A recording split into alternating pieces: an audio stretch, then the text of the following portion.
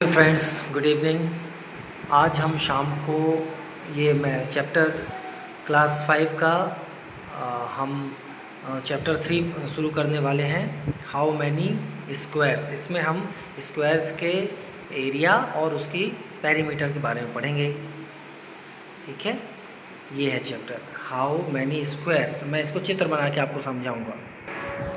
बच्चों देखिए, यहाँ पे एक फिगर दिया है चैप्टर के शुरू में ही। यहाँ पे अलग अलग डॉट्स रखे हैं। इन डॉट्स को मिला के इसने एक रेड कलर का स्क्वायर, एक स्क्वायर बनाया है। ये इसका आप स्केल से नापेंगे तो 1 सेंटीमीटर इसकी लंबाई है, इसकी एक अलग अलग भुजाओं की। तो 1 सेंटीमीटर यहाँ, 1 सेंटीमीटर यहाँ। सो 1 सेंटीमीटर का एक ही स्क्वायर है।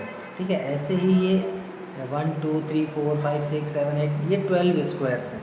ठीक है, तो इसमें स्क्वायर, इसका एरिया कितना हो जाएगा? इसका है 1 सेंटीमीटर स्क्वायर, क्योंकि ये 1 सेंटीमीटर के स्क्वायर है। ऐसे ही ये 12 स्क्वायर है तो 12 सेंटीमीटर स्क्वायर हो जाएगा। ठीक है, इसको देखिए हम ऐसे समझ सकते हैं। ये एक फिगर मैंने आपके लिए बनाया है। यहाँ पे एक स्क्वायर बना दिया है, इसमें 1 सेंटीमीटर इसकी ये हर भुजा है। तो इसका एरिया जो हो जाता है वो ऐसा हो जाता है, 1 area of 1 square 1 square centimetre square, ऐसा पढ़ते हैं। अभी देखिए इसी प्रकार यहाँ पे पेरीमीटर के बारे में बताया है। Length of the boundary is called perimeter.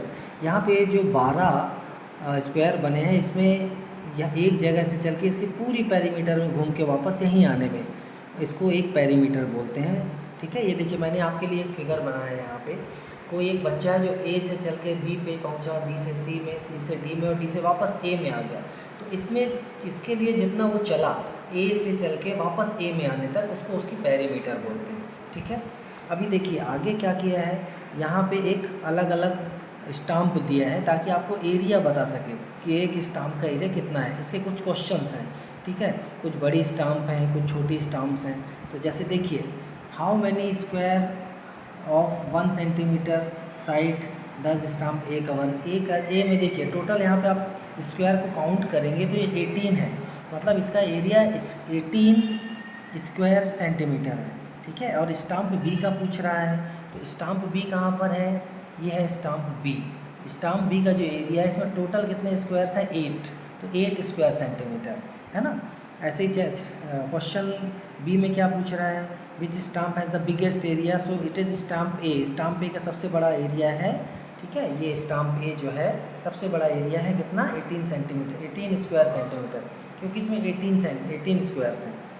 फिर पूछ रहा है कि how many square side A 1 centimetre does this have? 18 है, 18 स्क्वायर्स हैं। फिर ये पूछ रहा है कि एरिया कितना है बिगेस्ट स्टाम्प का? 18 स्क्वायर सेंटीमीटर है, बता चुका हूँ आपको। और ऐसी कौन सी 2 स्टाम्प हैं? सी में पूछ रहा है ऐसी कौन सी 2 स्टाम्प हैं which 2 stamps have the same area? So वो है डी एंड एफ। आप देखिए यहाँ पे D and F both have the same square. 12 square यहाँ भी है, 12 एंड 12 स्क्वायर्स यहाँ भी हैं। और यहाँ पे फिर इनका एरिया कितना है? 12 square centimetre. Question number D में पूछ रहा है कि सबसे स्मॉलेस्ट स्टाम्प का जो एरिया कितना है? 4 स्क्वायर सेंटीमीटर। ये है सबसे छोटी स्टाम्प, देखिए ई 1 2 3 4 स्क्वायर्स। ओके, फिर नेक्स्ट में पूछ रहा है कि सबसे बड़ी स्टाम्प और सबसे छोटी स्टाम्प का डिफरेंस कितना है एरिया में? तो सबसे बड़ी स्टाम्प आपको बता चुका हूँ ए है, सबसे छोटी जो है ई है। तो 18 - 4 = 14 square centimetre. Okay, thank you. Next 4 pages में आपको अलग अलग एग्जाम्पल से अलग अलग एरिया कंपैरिजन बताया है। कुछ ट्राइंगल्स बताए हैं और कुछ फिंगर्स, कुछ फ्रेंड्स हैं जिनके हैंड्स के एरिया अलग अलग हैं। आप इस स्क्वायर जो सीट है इसमें आप अपने एरिया, हैंड्स के एरिया को ऐसे छाप रख के अपने और अपने फ्रेंड की एरिया को नाप सकते हैं। ठीक है, सिमिलरली नेक्स्ट लाइन में बता रहा है, नेक्स्ट पेज में बताया है कि किसके पैर बड़े हो सकते हैं एरिया नाप के। ठीक है, कि जैसे ये एक हैंड का हैंड है या लेग है, उसका एरिया छोटा होता है। ठीक है, देखो एक डॉग का एरिया, हैंड का एरिया या लेग का एरिया इस बच्चे के बराबर है। ये देखो डॉग का एक छोटा सा प्यारा सा चित्र बनाया है। और अलग अलग स्क्वायर 1 2 3 4 5 6 7 8 9 10 ऐसा करके 10 स्क्वायर सेंटीमीटर एरिया के आसपास बताया है। ये देखिए एक ये लॉयन का बड़ा सा एक एरिया बताया है इसने कि लॉयन का जो फुट है वो कितना बड़ा होता है। तो आप इसमें नंबर ऑफ़ स्क्वायर काउंट करेंगे तो स्क्वायर सेंटीमीटर में उसके एक जो फुट होता है इसे, उसका आपको एरिया पता चल जाएगा। नेक्स्ट पेजेस में आपको अलग अलग फिगर्स बता के उसका एरिया काउंट करना बताया है स्क्वायर के एरिया से, है ना। ये मैं भी आपको बना के समझाता हूँ, ये बहुत आसान है, मज़ेदार भी है। बच्चों देखो कितने मज़ेदार तरीके से यहाँ एरिया निकालना बताया है इस क्वेश्चन में इस साइडेड रीजन जो है ट्राइंगल का एरिया पूछा है। तो बहुत सिंपल है कि यहाँ पे 2 स्क्वायर हैं, है ना, 2 स्क्वायर हैं, तो इन 2 स्क्वायर का एरिया कितना होगा 2 स्क्वायर सेंटीमीटर। और ये हम देख सकते हैं कि आधा है, तो आधा मतलब कि 1 सेंटीमीटर स्क्वायर होगा, है ना। ये बिल्कुल सेम इसी की तरह ये है। मैं एक आपके लिए मैंने फिगर बनाया है, समझिए इसको। देखिए इसमें टोटल एरिया कितना है 2 स्क्वायर्स का 2 स्क्वायर सेंटीमीटर, है ना। और इसका हाफ कितना हो जाएगा ट्राइंगल का 2 का मल्टीप्लाई कर देंगे 1/2 से या 2 से डिवाइड कर देंगे तो 1 स्क्वायर सेंटीमीटर आ जाएगा इस ट्राइंगल का एरिया, यानी शेडेड रीजन का एरिया। ठीक है, इसके ठीक अगले प्रश्न में देखिए, यहाँ पे टोटल स्क्वायर काउंट करेंगे तो ये 8 है। अब इसके शेडेड पोर्शन का एरिया पूछ रहा है, बहुत आसान है। इसका 8 स्क्वायर है तो 8 स्क्वायर सेंटीमीटर इसका एरिया होगा टोटल। और इसमें जस्ट ये फिगर देखिए हाफ है शेडेड रीजन का, तो शेडेड रीजन का जो एरिया होगा वो होगा 4 स्क्वायर सेंटीमीटर, है ना। ये मैं आपको इसलिए ऐसा बता रहा हूँ ताकि आपको ये जो फिगर्स हैं उसका कितनी आसानी से निकल सकता है एरिया, वो आप आसानी से निकाल सकते हैं। ठीक है, अभी मैं आपको बना के भी दिखाऊंगा। ठीक है, देखिए यहाँ पे ये 8 कितने स्क्वायर हैं, ये 8 स्क्वायर है ना। अभी देखिए ये देखिए ये 8 स्क्वायर्स को इस लाइन से 2 पार्ट में डिवाइड किया है। ठीक है, ये पार्ट आप यदि मिलाएंगे तो ये लगभग बराबर एरिया के ही आते हैं। अब देखिए इसमें शेडेड रीजन नीचे बताऊंगा तो उसका एरिया आप खुद ही बता देंगे। देखिए इस क्वेश्चन में हमने इसको शेड कर दिया है, तो टोटल एरिया 8 स्क्वायर सेंटीमीटर है, तो जो शेडेड रीजन है वो हाफ है, तो 8 डिवाइडेड बाय 2, तो इसका टोटल एरिया आ गया शेडेड रीजन का 4 स्क्वायर सेंटीमीटर। सिमिलरली इन सबको ध्यान देंगे तो इनका एरिया भी ऐसे ही निकाल सकते हैं। अभी नेक्स्ट पेज में ये प्रैक्टिस टाइम भी है, हम प्रैक्टिस टाइम में आपको बताऊंगा कैसे करना है क्वेश्चंस। बच्चों यहाँ पे प्रैक्टिस टाइम के फर्स्ट क्वेश्चन में पूछा था कि इसमें 4 स्क्वायर सेंटीमीटर का एक फिगर बना देना था। ठीक है, तो आपको हम ऐसे एक लाइन ज्वाइन कर देंगे, तो आप देखो यहाँ पे 1 स्क्वायर सेंटीमीटर का ये एरिया हो गया, और हाफ 1 2 3 4 5 6 हाफ है, मतलब 3 स्क्वायर सेंटीमीटर के हाफ एरिया, तो टोटल 4 स्क्वायर सेंटीमीटर हो जाएगा।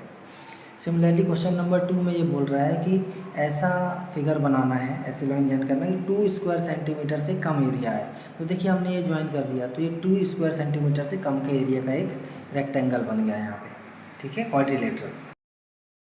देखिए बच्चों फिर से ये आगे के क्वेश्चन नंबर 3 में ये बोल रहा है कि यहाँ पे 20 स्क्वायर है ना, 20 स्क्वायर सेंटीमीटर इस फिगर का एरिया है। ठीक है, तो इसमें क्वेश्चन नंबर ए में बोल रहा है कि एक लाइन एक ऐसी ड्रॉ करना है जिसमें 2 ट्राइंगल बन जाए इसके और दोनों का इक्वल एरिया हो। ठीक है, देखिए क्वेश्चन नंबर ए मैंने आपके लिए किया है, देखिए बताता हूँ आपको।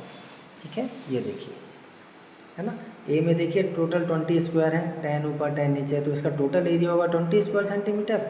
इसको 20 को हम डिवाइड कर देंगे 2 से, तो 10 स्क्वायर सेंटीमीटर एक ट्राइंगल, ये जो ट्राइंगल बन रहा है उसका एरिया हो जाएगा। ठीक है, क्वेश्चन नंबर बी में पूछा है कि कैसी लाइन बनाना है जिससे इस रेक्टेंगल को 2 इक्वल पार्ट्स में डिवाइड कर पाए।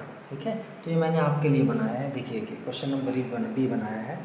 ये पूरा टोटल 10 सेंटीमीटर का स्क्वायर एक रेक्टेंगल था जिसको एक बीच की लाइन से डिवाइड कर दिया।